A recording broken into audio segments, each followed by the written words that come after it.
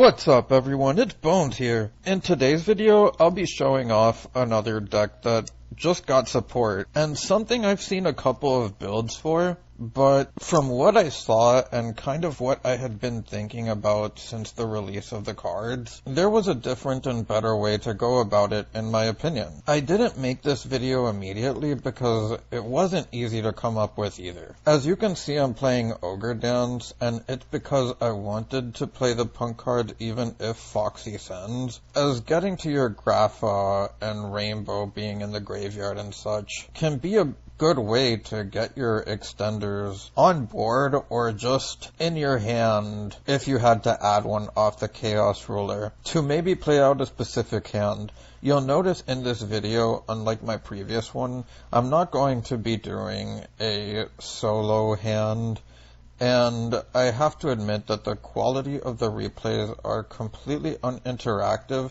but I am showing them for two key reasons. As you can see, my opponent here is on Danger Dark World as well, but he's playing the Dark World dealings. You'll notice that a recurring theme in this deck is that, unlike previous Dark World builds that we've known, I'm really not trying to get my opponent to discard or send anything to the graveyard. So before I begin, if you happen to like content like this and would like to see more, clicking on those thumbs up and subscribe buttons would be greatly appreciated, as it goes a long way in supporting the channel and shows me that you like content like this. So in this first replay, you'll notice that Dangers and Prey and Ogre Dance are really my only plays here, but if they can go interrupted, then I'm golden.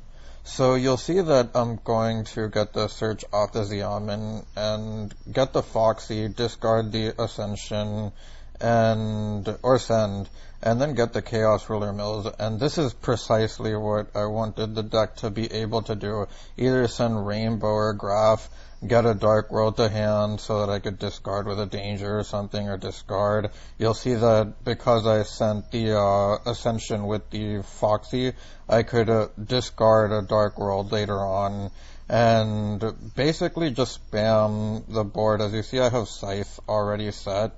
And what was going to happen here was I would summon the Chaos Ruler back, I could go into Appaloosa, I had the Ascension for my opponent's turn, as the ability to do it on my turn is also an option, but you'll see with a more expansive replay coming up with the next one. So on to the second replay, and you'll see that my opponent is not playing the best build whatsoever, and it's actually a 60 card build. But the main reason that I'm showing this video here is because not only am I about to go full combo, but he also normal summons Infernity Sage, which I thought was a funny card to play because it discards your entire hand as a card effect.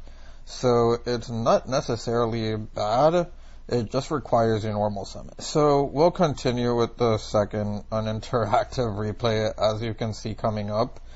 And I'm going to start things with the E-Tally, and basically going into Chaos Ruler is the main priority. The cool thing here is the way that you can send Ascension off of Foxy, as I did in the previous replay, because you can get it back by discarding a Dark World and then being able to fuse again, since I have the Grapha, and I can discard the Chupacabra if I wanted to, or the Snow to get it back, as you see, which I do. So I'm going to Fusion Summon the Grapha here before I can get an Abirud or anything, and now I'm just going to completely pop off.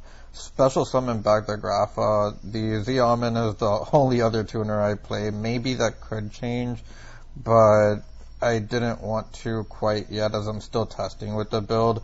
But you see, I'm just really spamming, and the Dark Spirit's Mastery is another big card in this deck because it searches your Ogre Dance, which gets you into the P.U.N.K engine, but it also searches your Grapha and your Rainbow. So to size up the board, you'll see that we have the Grapha, which can switch any of his card effects with discard a card I can control, which could be Grapha, or a Rainbow if you really wanted to. Then you have the IP that can be Appaloosa or Unicorn. And the Hulk goes into Wonder Magician, which triggers the Dagda that gets you the scythe. The Wonder Magician pops the scythe. And then when the scythe summons itself, you can synchro it away with the Wonder Magician into Baron. So onto the deck profile.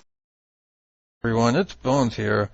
I'm making a minor edit to the video because I made a couple of minor improvements to the deck. As you'll see, I now have the Fabled Raven over the Cerulea, and it's because it's a tuner that can be summoned off Hulk and is a starter rather than a brick if you see it, because as a card effect, you can discard any number of cards.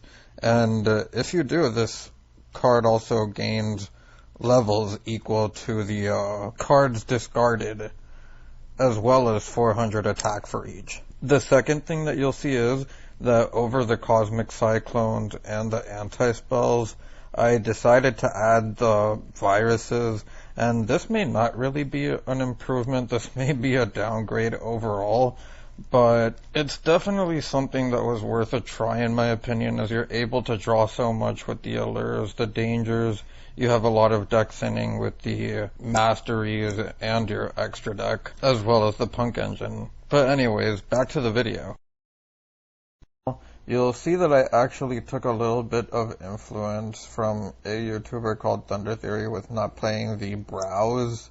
And coming up in my testing, I thought that was correct also, because you didn't necessarily want to clog on your Dark Worlds, especially playing with the dangers and just being put at a potential RNG situation with your hand, which is another reason that the P.U.N.K engine is in here. It's kind of to take the RNG out with the Dark Spirits Mastery, being able to discard your Grapha, your Rainbow if you want to get that into the graveyard, or you can just discard one of your dangers. You'll notice that I'm also only playing 2 Chupacabra, 2 Mossman, and 3 Nessie, and I don't think that you need any more than this, while I also think that these are the best ones to play, because Mothman and Chupa are both level 4s, while Nessie is a body and searches them. As you see, there is options to end on Abyss Dweller as well, so keep in mind what I showed in that previous replay has a potential to end on Dweller as well. Besides that, you'll see everything is really standard with the 3 E-Tallies,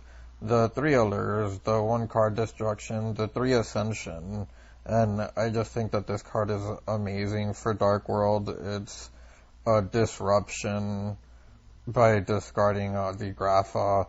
It gets the Fusion, which is a really good card too, and it can just discard your danger monsters, and it just gives you that ability to play on your opponent's turn. The Dark Spirits Mastery, as you saw in the replay, it searches not only Grapha but Ogre Dance, and I thought that this was a really cool addition to the deck, because it also gives you the ability to side the Lava Golems for going second, as Splight is going to be a problem. Getting over Winda and another monster might be a little bit tricky. Being able to discard a monster to add a level 8 Fiend from your deck or graveyard, mind you, can be a consistent way to break your opponent's board. To go over the side deck, this is probably what I would use for the upcoming format if mine remain legal, and you'll see that I'm on the anti-spells, and it's because you make an unbreakable board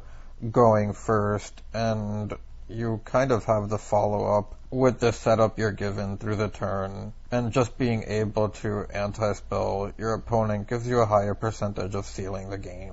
The 3 Cosmics and the 3 Twins, because the deck still does want back row hate, and mine is still legal, and then the Dark Rulers for Splight. But onto the extra deck, you'll see that there's 2 Graphas, the 1 Access Code, the 1 Apo. As you'll see, this deck can really just spit out links by spamming your Dark World monsters and getting bodies on board through the P.U.N.K engine. Then the Unicorn, the Hulk, the Dagda, the Dark, another really good card in this deck.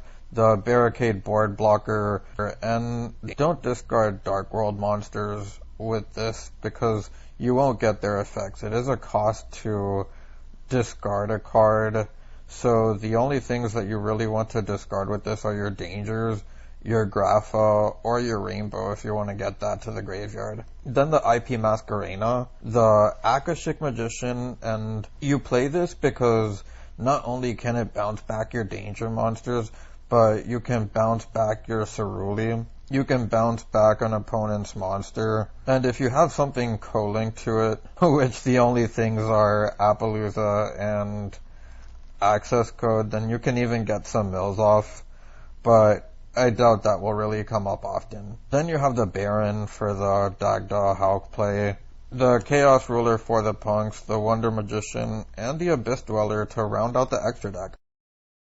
But anyways, if you guys made it this far into the video, I thank you for watching. If you want to hear my thoughts, or my final thoughts about the cards that we've gotten, I do think that the Fusion card is really good, as said earlier in the video.